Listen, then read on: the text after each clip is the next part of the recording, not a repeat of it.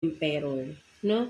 So, ang nakikita ko dito, no, kinokontrol niya yung feelings niya, no?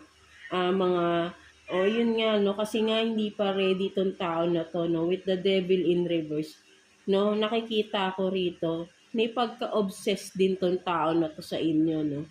May pagka-obsessive siya, but then kinokontrol niya, no? Kinokontrol niya na wag siyang ma-obsess, no?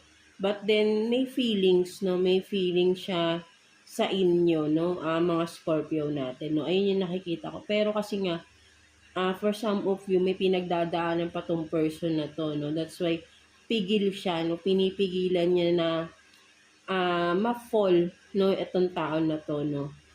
Kasi nga, yun nga, is may kakatapos lang ng painful relationship, no, sa kanya, no? Mga Scorpio natin, no? So, ayun yung nakikita ko rito. But then this person is, I think, likes you rin, no?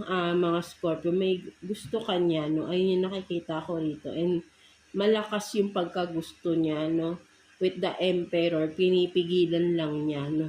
With the devil in reverse and the emperor, pigil na pigil yung emotions, yung feelings ng tao na ito sa inyo, no? Pinipigilan niya. So, let's see. Kuha pa tayo ng additional cards, no?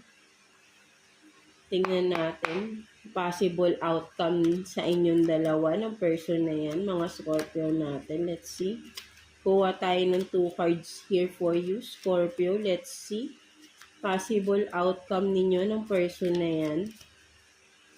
Tingnan natin. For Scorpio. So, you have this 3 of Cups in reverse.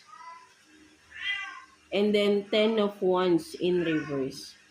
No? So, yun nga, no, nakikita ko pa rin talaga rito, no. Nag-walk away ito sa isang third-party situation, no.